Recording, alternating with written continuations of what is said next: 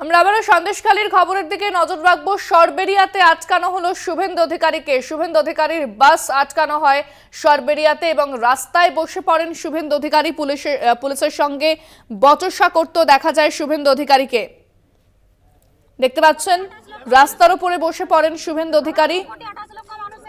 আইনি পদক্ষেপ অর্থাৎ আদালতে যাওয়ার হুঁশিয়ারিও দিয়েছেন শুভেন্দু অধিকারী। তাকে আটকানো হলে তিনি আদালতে যাবেন সেই প্রসঙ্গ কিন্তু বলেছেন শুভেন্দু অধিকারী। আগামীকাল আদালতে যাওয়ার কথা বলেছেন শুভেন্দু অধিকারী। সরবেরিয়াতে আটকানো হয় শুভেন্দু অধিকারীকে। এর আগেও যখন শুভেন্দু অধিকারী গিয়েছিলেন তাকে আটকে দেওয়া হয়েছিল এবং তারপর পুলিশ এবং সরকারের বিরুদ্ধে একরাশ ক্ষোভ উগরে দিয়েছিলেন শুভেন্দু অধিকারী। আজও শুভেন্দু অধিকারীকে আটকে দেওয়া হয়। ফোনে রয়েছেন প্রতিনিধি সঞ্জিত চক্রবর্তী। সঞ্জিত, এখন কি পরিস্থিতি? শুভেন্দু অধিকারী এখনো রয়েছেন, কি বলছেন তিনি? দেখো, ইতিমধ্যে শুভেন্দু অধিকারী সন্দেশখালীর ঢোকার ঠিক 6 কিলোমিটার দূরে সরবেরিয়ার যে লস্করপাড়া আছে সেখানে তাকে আটকে দেওয়া হয়েছে। তার সঙ্গে শঙ্করগস্ত একাধিক বিধায়ক ছিল। সে রাস্তার উপর বসে বলে স্লোগান দিচ্ছেন। রীতিমতো এই স্লোগানের মধ্য দিয়ে পুলিশকে হুমকি দিয়েছেন। যখন বাস থেকে নামার চেষ্টা করছিলেন তিনি নিয়ে পরে এসপিও মনিরুল ইসলাম অর্থাৎ গেলে তখন বলেন যে এটা 144 ধারা আছে, আপনি যদি ওখানে যান ল অ্যান্ড অর্ডার সমস্যা হতে পারে, অশান্তি কোনো গন্ডগোল হতে পারে।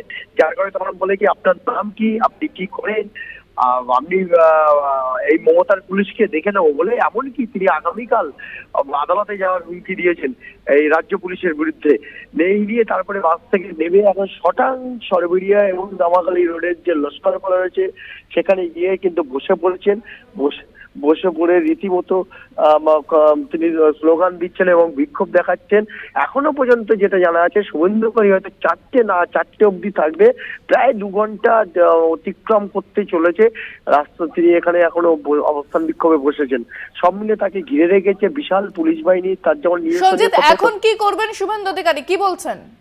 শুভেন্দু অধিকারী এখন যেটা বলছেন, যেটা এখানে স্লোগান দিচ্ছেন, অবস্থান বিক্ষোভ করছেন, হয়তো 4টে অবধি তিনি এখানে বসবেন। তাছাড়া যেটা বিজেপি সূত্রে আমাদের কাছে খবর 4টের পরে আবার তিনি পুনরায় এই লস্করপাড়া থেকে অর্থাৎ সন্দেশখালী না যেতে পেরে তিনি ফিরে যাবেন। তুমি জানো ইতিমধ্যে 144 ধারা জারি রয়েছে। পুলিশ কোনো রকম ভাবে পুনরায় অপ্রীতিকর ঘটনা যাতে না ঘটে তার জন্য সব রকম ব্যবস্থা নিয়েছে। যার কারণে শুভেন্দু অধিকারী এখন কি করবে সময়ের সঙ্গে সঙ্গে বলা যাবে। কিন্তু প্রাথমিক যেটা আমরা পেয়েছি বিজেপি সূত্রের খবর 4টে অবধি এখানে থাকবেন। আর মাত্র 15 মিনিট থাকার পরে তিনি আবার কলকাতার উদ্দেশ্যে রওনা দেবেন বলে জানা গেছে। ইন্দ্রাণী, ধন্যবাদ সঞ্জিত। কথা বলছিলাম প্রতিনিধি সঞ্জিত চক্রবর্তীর সঙ্গে।